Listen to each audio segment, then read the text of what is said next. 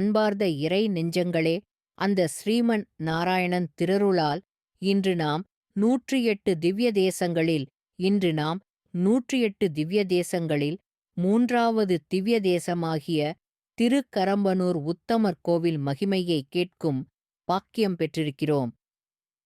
இந்த திருத்தலம் எங்கு உள்ளது தெரியுமா? திருச்சி நகரின் மையத்தில் உலகப்புகழ் பெற்ற ஸ்ரீரங்கநாதர் கோவிலுக்கு அருகிலேயே உள்ளது. ஸ்ரீரங்கத்தை தரிசிக்கச் செல்லும் யாரும் இந்த கரம்பனூர் உத்தமர் கோவிலையும் தவறாமல் தரிசிக்க வேண்டும். ஒரே ஊரில் 2 திவ்ய தேசங்கள் அமைந்திருப்பது மிக அரிய பாக்கியம். முன்னோர் காலத்தில் இத்தலம் கதம்பனூர் என அழைக்கப்பட்டது. ஏன் அந்த பெயர் வந்தது தெரியுமா? இங்கு கதம்ப முனிவர் தவம் செய்தார். அவருடைய பக்தியைப் பார்த்து பெருமாள் காட்சி தந்து அருளினார்.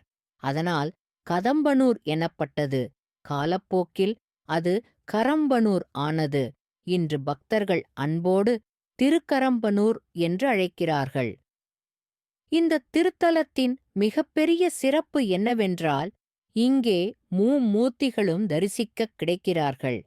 விஷ்ணு, பிரம்மா, சிவன் மூவரும் தங்கள் தாயார்களுடன் சேர்ந்து ஒரே கேத்திரத்தில் அருள் புரிகிறார்கள். உத்தமப் பெருமாள் புஜங்க சயனத்தில் எழுந்தருளியிருக்கிறார். அவருடன் பூர்ணவல்லி தாயார், பிரம்மா சரஸ்வதி தேவியுடன் சிவபெருமான் பார்வதி தேவியுடன் அருள் புரிகிறார்கள். இவ்வாறு மும்மூர்த்திகளும் தங்கள் தேவியர்களோடு ஒரே தலத்தில் இருப்பது உலகிலே வேறு எங்கும் இல்லை.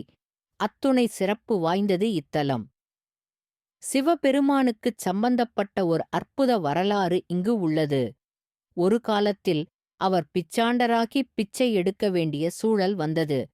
ஒரு சாபத்தால் பிடிக்கப்பட்ட சிவபெருமான் இங்கு வந்து பூர்ணவல்லி தாயாரிடம் அன்னம் பெற்றார். அந்த அன்ன பிச்சையால் சாபம் நீங்கியது. அதனால் இந்த கோவிலுக்கு பிச்சாண்டார் கோவில் என்றும் பெயர் வந்தது.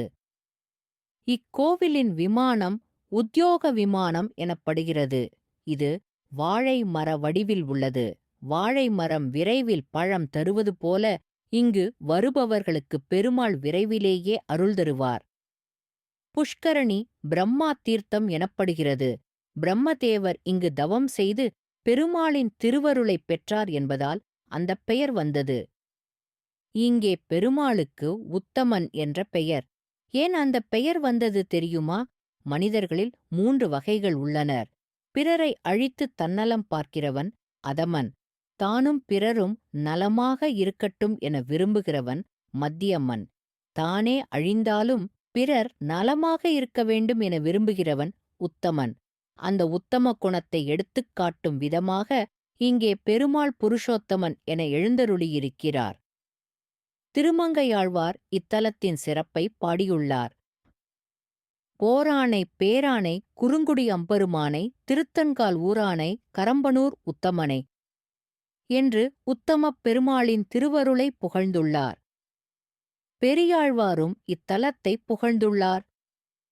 செந்தாமரை மலர்மேல் திருமகள் மங்கையோடு சந்தமலர் அடியால் தழுவிக்கொண்டு உத்தமனாய் எழுந்தருளும் கரம்பனூரான் என்று பெருமாள் அருளை விவரித்துள்ளார்.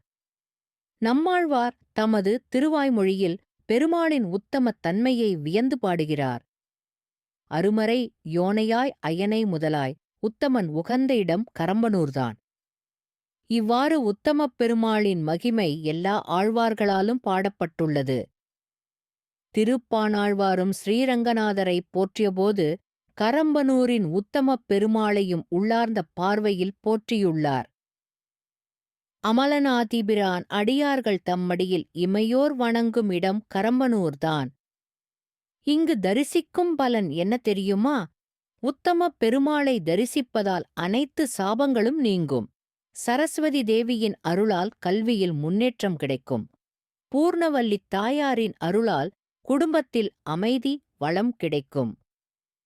இத்தலத்தில் திருவிழாக்களும் மிகவும் சிறப்பாக நடைபெறும். கார்த்திகை மாதம் வந்தால் சிவபெருமான் மற்றும் பெருமாள் இருவரும் சேர்ந்து பவனி வருவார்கள். அந்த அரிய காட்சியை ஒரு முறை காண்பவர்கள் வாழ்நாள் முழுதும் மறக்க முடியாது. திருமங்கையாழ்வார் இங்கிருந்து தங்கி ஸ்ரீரங்கநாதருக்கு பல கைங்கரியங்களைச் செய்ததாகச் சொல்லப்படுகிறது. இங்கிருந்தே அவர் பல திவ்ய பிரபந்த பாசுரங்களையும் அருளியுள்ளார்.